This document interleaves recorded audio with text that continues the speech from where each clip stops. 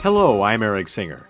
This is Argonne's Public Affairs Science and Technology Past Fusion Cell Flash Briefing for the week of May 13, 2019. CSEP, or Chemical Stockpile Emergency Preparedness Program. Short acronym with a big yearly exercise in Pueblo, Colorado. A recent double whammy of what-if scenarios on the same day. What if there's an explosion at the Pueblo Chemical Depot in an igloo that stores deadly mustard agent weapons set for destruction? The second what if.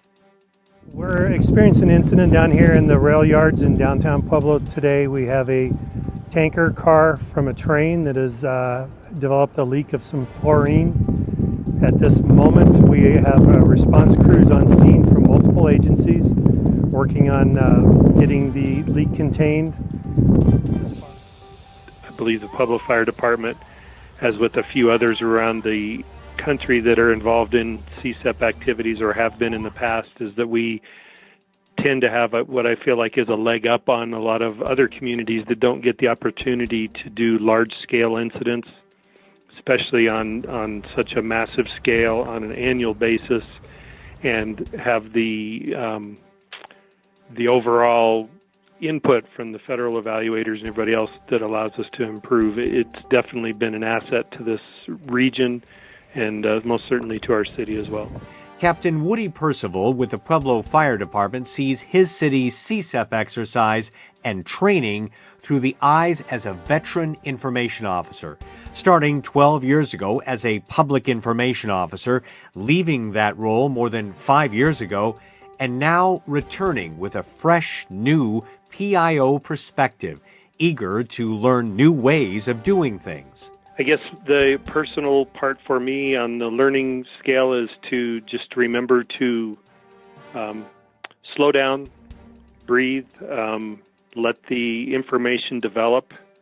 I believe a bit early on in the exercise, I was a little eager to get out information that as soon as it was out was updated, and was one of those situations where I wish I could take a breath and step backwards and start over, but I think that's probably one of my bigger things for the day. Another CSEP exercise takeaway, according to Captain Percival, that could be used by any PIO. I would highly recommend to any public information officer, particularly in multi-agency style drills like this, to have the professional relationships already developed, have the contacts already made.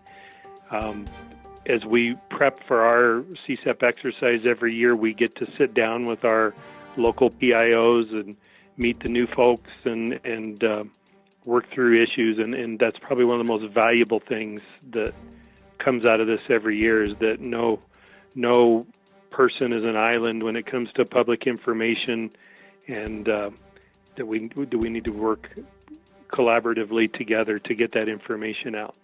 I would hate to be the PIO that had to go up and explain why we didn't know what we were doing in the real world when these types of situations happen. If we can utilize our resources locally to practice, which in the fire service we practice medical skills, fire skills all the time. This is just another level for us.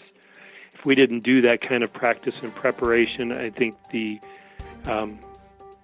I'm sorry's on the other side would most certainly outweigh the costs involved in being ready in the first place.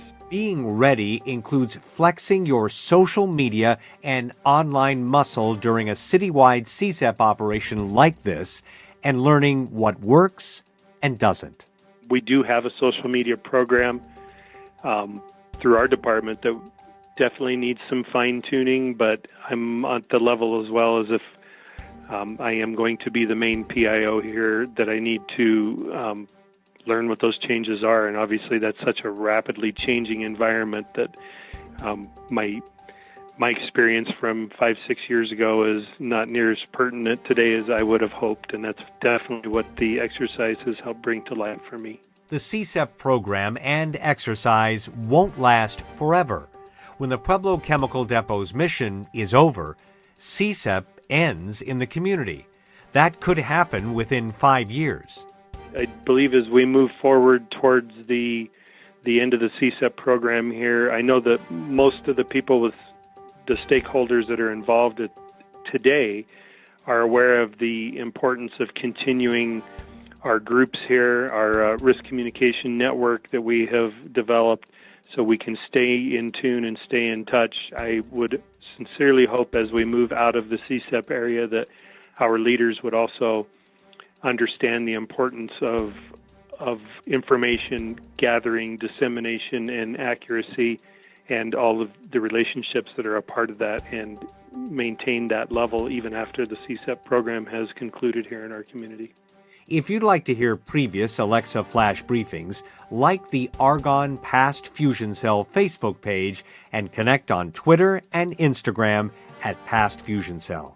You can also check out the Past Fusion Cell's online toolkit for useful templates and information. Go to pastfusion.gss.anl.gov.